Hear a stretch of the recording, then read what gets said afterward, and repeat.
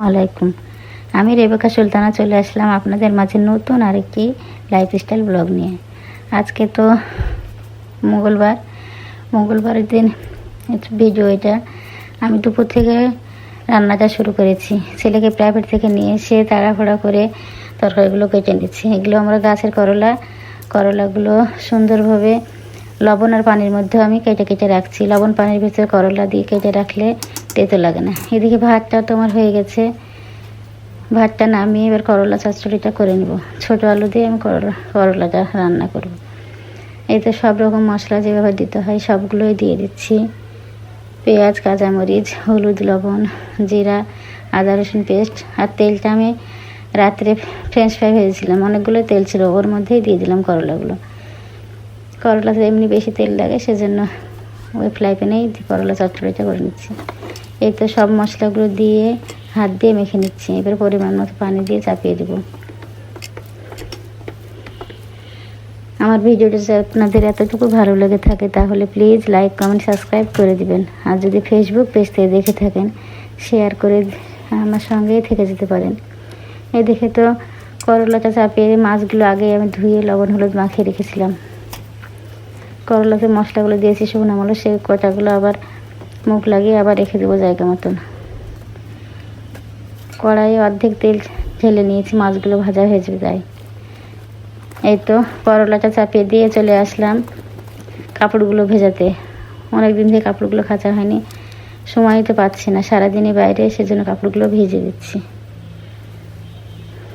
রান্নার পাশাপাশি আমি অনেকগুলো কাজ করে নিয়েছি, যেন রান্নাও হয়ে যায়, দেখে আমার কাজগুলো অনেকটা এগিয়ে যায়। এতে কাপড়গুলো ভিজিয়ে চলে যাবো রান্নাঘরে। করলাটা তো হয়ে গেছে, আমার চচ্চড়ি নামিয়ে মাছগুলো ভেজে নেব।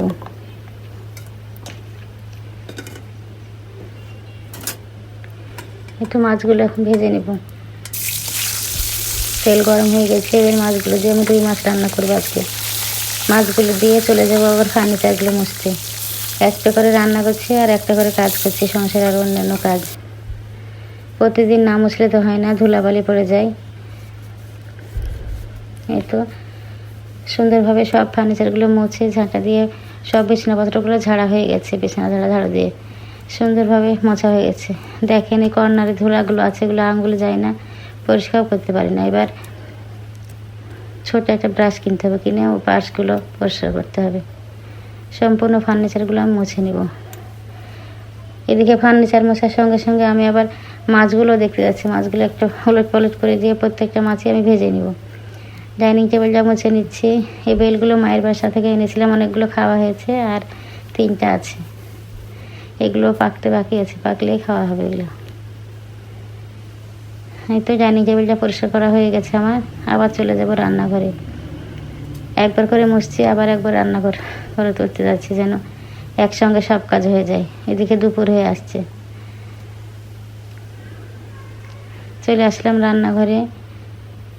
মাছগুলো তো আমি ভেজে নিয়েছি। এবার আদা রসুন আগে ভালো করে তেলের উপর দিয়ে 1 মিনিট মতো ভালো করে ভাজবো, যেন আদা রসুনের গন্ধটা চলে যায়। তারপরে শুকনো মরিচের গুঁড়া দিয়ে ভালো করে কষিয়ে নেব। কষানো তো হয়ে গেছে, সব মশলা দিয়ে এবার হালকা পানি দিয়ে আমি মশলাটাকে ভালো করে কষিয়ে নিয়ে মাছগুলো দিব।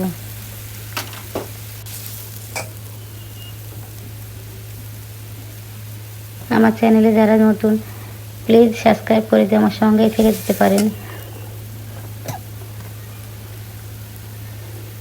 এত গরম রাজশাহীতে, মনে হয় আর বৃষ্টি হবে না, এত গরম। রান্না করতে যেটা মুশকিল হয়ে গেছে আমার, এত তাপ।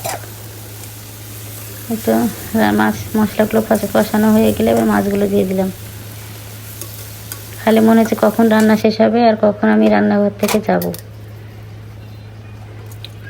মাছগুলো চাপিয়ে পরিমাণ মতো পানি দিয়ে যেগুলো নোংরা থাল বাসন হয়েছিল সেগুলো আমি মেজে নিচ্ছি। এদিকে তো সব ঘরের কাজগুলো করা হয়ে গেছে। এবারে মাছ রান্না হয়ে গেলে রান্নাঘরটা পরিষ্কার করে নেব। তারপর তো ঘর ঝাড়ু দেওয়া, মোছা এগুলোও করে নেব।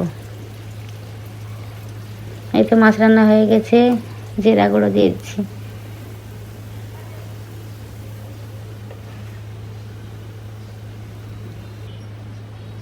এই তো রান্নাবান্না শেষ। এবার রান্নাঘরটা সুন্দরভাবে মোছা হয়ে গেছে, কমপ্লিট করা হয়ে গেছে। অফ ক্যামেরায় আমি ঝাড়ু দিয়ে দিয়েছি, মুছে নিয়েছি। এবার এই তো আমি অফ ক্যামেরায় ঝাড়ু দিয়ে মুছে নিয়েছি। এবার কাপড়গুলো ভিজেছিলাম সব কাঁচা হয়ে গেছে। 2 বারান্দায় মেলে দিয়েছি কাপড়গুলো, ছাদে যাওয়ার না, এত রোদ, বারান্দাতেই শুকিয়ে যাবে। দেখেন আমি সবগুলো কেচে মেলে দিয়েছি। আসসালামু আলাইকুম।